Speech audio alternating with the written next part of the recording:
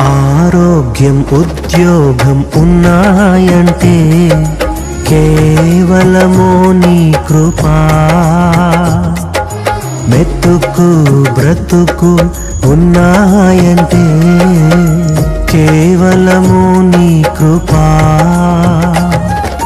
కృపతోనే రక్షణ ఇచ్చావు, నా క్రియల వలన కానే కాదు.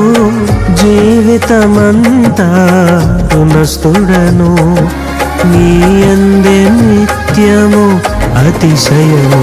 నీ కృపా నీ కృపా ఆకాశము కంటే హెచ్చైనది.